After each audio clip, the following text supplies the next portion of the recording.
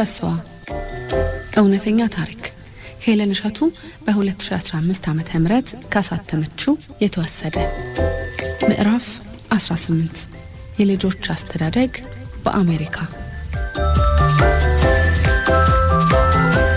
በየሀገሩ ልዩ ልዩ ልጆችን የማሳደጊያ ስርዓት አለ። በአሜሪካም ምንም እንኳን ከተለያዩ ሀገሮች የመጡ ነዋሪዎች የሚበዙበት ቢሆንም የልጆች አስተዳደግ ራሱን የቻለ አያያዝ አለው። አንድ በቅርብ የማውቃቸውን ልጆች ያሳደጉ ባልና ሚስት አግኝቼ ልጆቻቸውን እንዴት እንዳሳደጉ ጠየቅኳቸው። እነሱም እኛ ልጆቻችንን ያሳደግነው ሁሉን ነገር ተጠንቅቀን ትምህርት ቤት አድርሰን መልሰን ትምህርት ቤት ካልሄዱ በስተቀር ከኛ ጋር እንዳይለዩ አድርገን ነበር። ስፖርት ቤት ሲሄዱም አብረን እንሄዳለን። እንዲሁም እቤት ውስጥ ቲቪ አይከፈትም። እሁድ ቤተክርስቲያን ከኛ ጋር ይሄዳሉ። ከኛ በስተቀር ብዙም የውጭ ሰዎችን አያገኙም። ትምህርት ቤት ውስጥ ካልሆነ በስተቀር በደንብ ነው የምንቆጣጠራቸው። እንደዚህ ጠብቀን አሳድገን ግን 18 ዓመት ሲሞላቸው ከቤት ለመውጣት ፈለጉ። እኛም አርፋችሁ ትምህርታችሁን ተማሩ፣ የቤት ክራይ ከምታስቡ እዚሁ ተቀምጣችሁ ብትማሩ ይሻላችኋል አልናቸው። ምንም ሊሰሙን አልቻሉም። እንደ ፍላጎታቸው ቤት ተከራይተው ወጡ። ከወጡ በኋላ ጥሩ ህይወት አልገጠማቸውም። ኑሮ ከበዳቸው። ትምህርታቸውንም መማር አልቻሉም። እንደዚያ ብዙ መስዋዕትነት ከፍለን አስተምረን ከወጡ በኋላ የገጠሟቸው ጓደኞች ጥሩ አልነበሩም። ልፋታችንም በከንቱ ቀረ አሉና ነገሩኝ። ከዚህኛው ቤተሰብ ልጆችን እንቅ አድርጎ መያዝ ችግር እንዳለው ተረዳሁ። በመጠየቄ ግን የዚህን ሀገር የልጅ አስተዳደርን ሁኔታ በተወሰነ ደረጃ እንድረዳ አድርጎኛል። ከልጆቹም ጋር ከአስተማሪዎቻቸው ጋር ማውራቴ እናት ነኝ ሁሉን አውቃለሁ ብዬ የማስበውን በተወሰነ መልኩ አለማወቄን እንዳያድርጎኛል። እኔንም ወደ ጥሩ መስመር እንድመጣ ረድቶኛል። የቱጋ ነው ስህተት የምሰራው? የቱጋ ነው ከእጃችን ወጥቶ የሚያመልጡን? የወላጅና የልጅ መተላለፍስ የሚመጣው መቼ ነው? የሁለታችን አንድ አለመሆን ችግር እንዳለው ተረዳሁ። በዚህ በያዝነው አያያዝ ሊበላሹብን እንደሚችሉ ተገነዘብኩ። ባገኘሁት አጋጣሚ መጠየቅ የምፈልገውን ነገር ሳልጠይቅ አላልፍም። ሁለተኛ ቤተሰብ አገኘሁ። ልጅ እንዴት ማሳደግ እንዳለብን ጠየቅኳቸው። እነሱም እዚህ ሀገር ልጅን መቆጣትና መግረፍ አይቻልም የሚሉትን እሺ ከማለት በስተቀር ምን አማራጭ አለ ብለሽ ነው? ሁሉንም ነገር እሺ እያለን የቤቱ አለቃ ሆነዋል። ቲቪ እንኳን እነሱ የሚፈልጉትን ነው የሚከፍቱት። እኛ ማየት አንችልም። ሪሞቱን ተቆጣጥረውታል። በእነሱ ፍላጎት ነው የሚከፈተው። ሌላ ቻናል ከተከፈተ እያለቀሱ ስለሚያስቸግሩ እኔ ለቅላቸዋለን። እናታቸውም ስቆጣ አትቆጣ፣ እዚህ ሀገር ልጅ መቆጣት አይቻልም፣ ኢትዮጵያ መሰለህ እንዴ ትላለች። ልጅን መቆጣትና መገሰጽ አሜሪካ፣ ኢትዮጵያ አይደለም። እንደየሀገሩ ሁኔታ ግን መስተካከል ያለበት ነገር ሊኖር ይችላል። ይህንን ለእሷና ለልጆቹ ለማስረዳት በጣም ከበደኝ። ምግብ እንኳን መርጣው ነው የሚበሉት። የሚሉት ነገር ካልሆነ መብላት አይፈልጉም። የሚመርጡት ደግሞ የሚያጠፋውንና ለሰውነታቸው ጥሩ ያልሆነውን ነው። እሷ መብላታቸውን ብቻ ነው የምታየው። የሚፈልጉትን ሰርታ ትሰጣቸዋለች ወይም ትገዛላቸዋለች። ውጪ ሁሉን እሺ እያሉ ማብላት አይቻልም ሳይባል ሁሉን እሺ ብሎ ማሳደጉ በአካልም በአእምሮም ያመጣባቸውን ለውጥ እያየነው ነው። እኔን የሚያሳዝነኝ ልክ የሆነው ልክ ሳይሆን ልክ ያልሆነው ልክ ሲባል እየሰማው ቁጭ ብዬ የችግሩ ተካፋይ መሆኔ ነው ብሎ አባት ተናገረ። የዚህ ቤተሰብ ልምድ ደግሞ የባልና ሚስት አንድ አለመሆንና አለመግባባት ለልጆች መበላሸት መንገድ የሚከፍት መሆኑን እንዳያደረገኝ። ሶስተኛ ቤተሰቦች ደግሞ እኛ ልጆቻችንን እንደ ሀገር ቤት ነው የምናሳድገው፣ ባህላችንን እኛም ሆነ ልጆቻችን እንዲለቁ አንፈልግም አሉኝ። ባልና ሚስቱን እዚህ እየኖሩ ከተለያዩ ተማሪዎች ጋር አብረው እየዋሉ በሌላ ሀገር ባህልና አስተማሪዎች እየተማሩ እቤት ከሚውሉት የበለጠ ትምህርት ቤት እየዋሉ እንደ ሀገር ቤት ልጅ ሆነህ ኑር ሆነሽ ኑር ማለት አይከብድም ብዬ ጠየቅኳቸው። ይከብዳል። ይገርምሻል፣ ልጆቹ እንደመጡ የራሳቸውን ባህል ይጠሉታል ወይም ደግሞ እንደ ኋላ ቀር ያዩታል። ከዚህ ሀገር ባህልም ጥሩውን ሳይሆን መጥፎውን ባህል እንደ ፋሽን አድርገው ይቀበሉታል። ያንን ማድረግ ነው የስልጣኔ መለኪያ ብለው ያስባሉ። ግን እኛ ሻንልም አንፈቅድም። ለልጆቹ ግን የሚከብድ ይመስለኛል። ልጆቹ ካመኑበት ብቻ ነው ውጤት የሚኖረው። በሌላ በኩል ግን የኛ ጫናና ተጽዕኖ በትምህርት ቤት ከሚደረግላቸው ጫና ጋር የተጋጨባቸው አስቸጋሪ ይሆንባቸዋል ብዬ አስባለሁ። ባህላቸውን አለመርሳታቸው በጣም ጥሩ ነው። ከዚህም ሀገር ጥሩ መልመድ ያለብን ባህሎች አሏቸው። ጥሩን መውሰድ ጉዳት አለው ብዬ አላምንም። እነሱ ግን አቋማቸው ቀጥ ያለ ነው። በዚህ ዙሪያ በምን አይነት መልኩ እስከ መቼ እንደሚቀጥሉ ያሳስበኛል በማለት የልጆች አስተዳደግ ሙከራቸውን ነገሩ።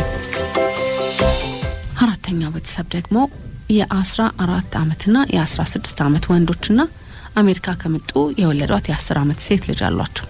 ልጆቹ አድገዋል ብለው ባልና ሚስት አንድ ቤት ገዝተው በወር የሞርጌጅ ክፍያው በአንድ ስራ መክፈል ስለማይችሉ ሁለቱም 16 ሰዓት ነው የሚሰሩት። አሁንም አድገዋል፣ እኛን አይፈልጉም። እንደምታውቂው እዚህ ሀገር ሁለት ስራ ካልሰራሽ መኖር ይከብዳል። መቼ ነው ረፍታችሁ ብዬ ጠየቅኩ። ባልየው እኔ ረፍት የለኝም፣ እሷ ግን በሳምንት አንድ ቀን ታርፋለች ምግብ መስራት ስላለባት አለኝ። ለልጆቹ በዚህ ሰዓት ነው የምታስፈልጓቸው፣ አብራችሁ የተወሰነ ጊዜ ማሳለፍ አለባችሁ አልኳቸው። እነሱም እኛ ብንኖርም አይፈልጉንም፣ ኮምፒውተራቸው ላይ ከተጣዱ ሰውን ዞር ብሎ ያዩ፣ አሁንም አድገዋል፣ ራሳቸውን ችለዋል አሉኝ። እነሱን አለመጠየቃቸውን ኮምፒውተር ላይ መዋላቸውን ራስን እንደመቻል ቆጠሩት። አንዳንድ ጊዜ ምን እንደሚያደርጉ ያዋቸው፣ ብቻ መሆንንም እየለመዱ ወደፊት ሰው እንዳይጠሉ ብቸኝነት ካበዙ አልኳቸው። አድገዋል፣ ይህንን ማገናዘብ አያቅታቸውም አሉኝ። በዚህ ውይይታችን በጣም ተግባባን። አንድ ቀን ተጋብዘን እነሱ ቤት ሄድን። ወንዶቹ ልጆች ብዙም ስለማይበላለጡ ተቀላቅለው ወዲያው አብረው በኮምፒውተር ጌም መጫወት ጀመሩ። ደስ ብሏቸው በለው ግደለው እየተባባሉ የእውነት እስኪመስላቸው ድረስ እየተነሱ እየተቀመጡ በስሜት ተወስደው ሲጫወቱ ቆዩ። በኋላም ሁሉም ለምሳ ስለተጠሩ ጨዋታቸውን አቋርጠው ወደ ገበታው መጡ። አሜሪካ ከመጡ ተወልዳ እያደገች ያለች የ10 ዓመት ልጃቸው ምሳሽን ቢ ተባለች። ምን አለ ብላ ጠየቀች። እናትየዋም ጥብስ፣ ክትፎ፣ ቀይ ወጥና አልጫ አለ አለቻት። አልበላም አለች። ሱቅ መሄድ ፈልጋለሁ፣ የምፈልገው መጫወቻ አለ አለች። እሺ ቢና ገዛልሻለሁ አለቻት። ምግብም ከውጪ ነው እንድትገዥልኝ የምፈልገው አለች። እሺ ተባለች። ቤታቸውን ስንጎበኝ አንድ ክፍል ሙሉ የሷ መጫወቻ ነው ያለው። ትንሽ ቆየችና ደብሮኛል፣ እዚህ ቤት መቀመጥ አልፈልግም፣ ይዘሽኝ ውጪ፣ ቤት ያለው መጫወቻ አስጠልቶኛል አለች። እናትም በስልክ ወይም በአይፓድሽ አትጫወችም አለቻት። ሁሉም አስጠልቶኛል፣ አዲስ ነው የምፈልገው አለች። እሺ ግን እንግዶቹን ላስተናግድ፣ ጊዜ ስጪኝ አለቻት። ልጅቷም አኮረፈች።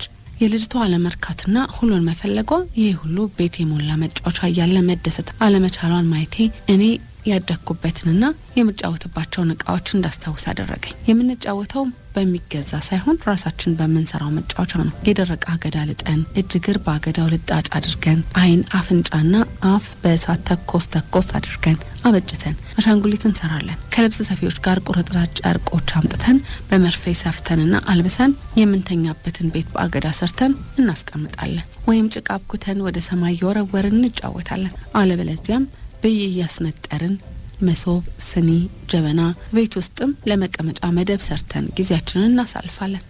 ቅጠል ቆርጠን ጢባ ጢቤ ተጫውተን በሰባራ ገል ሰኞ ማክሰኞ የዘለልን እንጫወታለን። በዚህ አይነት ሊደብረን ይቅርና የቃቃ ቤታችንን ለማድመቅ ደፋ ቀና ስንል ጊዜው ሳይበቃ ነው የነበረው። ቤተሰቦቻችን ሲያቦኩ ድስት ወስደን አብኩተን፣ እንጀራ ሲጋግሩ ለመጋገር እየሞከርን፣ ወጥ ሲሰሩ ሰርተን፣ በዓል ሲከበር እኛም በመጫወቻ ቤታችን አክብረን፣ በሰፈር ሰርግ ከተደገሰ እኛም ደግሰን ባልና ሚስት ሆነን ሙሽራዬ የተዘፈነልን ተድረን ነው ስንጫወት ያደግነው። ብቻ በትንሽዬዋ የቃቃ ቤታችን ውስጥ እረፍት አልነበረንም እንኳን ልንደበር። የጓደኛዬ ልጅ ግን ሁሉ ነገር እያላት ሌላ ስትፈልግ ደስታም ሳይኖራት ከሚሰበሰቡ ቁሳቁስ የምትጨለፍ ጥቂት እንኳን እርካታ ሳታገኝና እናቷን ስታስቸግር ማየቴ ልጅነቴን አስታወሰኝ። በጭቃና በአቧራ ላይ እየተሯሯጥን ያሳለፍነው የሀገር ቤት የልጅነት ጊዜ በስንት ጣዕሙ እንድል አደረገኝ። አምስተኛው ቤተሰብ ደግሞ ሁሉንም ነገር ማሳወቅ፣ መምከር፣ ውሳኔውን ለነሱ መተው። ይሄኛው መጥፎ ነው። መጥፎ ነገር ካደረጋችሁ ይሄ ይደርስባችኋል። ጥሩ ልጆች ከሆናችሁ በትምህርታችሁ ከበረታችሁ ትልቅ ደረጃ መድረስ ትችላላችሁ ብለን እንመክራቸዋለን። መጥፎ ነገር አታድርጉ ስትሏቸው ምን እንዳያደርጉ ነው የምትመክሯቸው ብዬ ጠየቅኩ። ካለባበስ ከጸጉር አቆራረጥ ስርዓት ጀምሮ አብረው የሚውሏቸውን ጓደኞች መምረጥ እንዳለባቸው፣ በትምህርት ዙሪያ ምንም አይነት እገዛ ከፈለጉ መጠየቅ እንዳለባቸው፣ ጥሩ ውጤት ሲያመጡ መሸለም፣ ጥሩ ጎናቸውን እንዲያበረታቱ መምከር፣ መሆን የሚፈልጉትን እንዲሆኑ ከጎናቸው መሆን፣ ልጆች በሁሉም ነገር ላይ በቂ እውቀት እንዲኖራቸው ተግቶ ለማሳወቅ መሞከር አስፈላጊ እንደሆነ አስረዱኝ። መጀመሪያ ግን ራሳችን ከማህበራዊ ኑሮና ግንኙነት ጀምሮ ያሉትን የሰዎች ባህሪያት መገለጫዎችን ማወቅ አለብን። አለበለዚያ ያለዋቂ አስተማሪ የምንሆነው። አንዳንዴ እናት አባት ስለሆነን ሁሉን የምናውቅ ይመስለናል። ማወቅ ከፈለግን ብዙ የማወቂያ መንገዶች አሉ። የተገኘውን የማወቂያ መንገድ ተጠቅመን አላዋቂነታችንን ማስወገድ አለብን።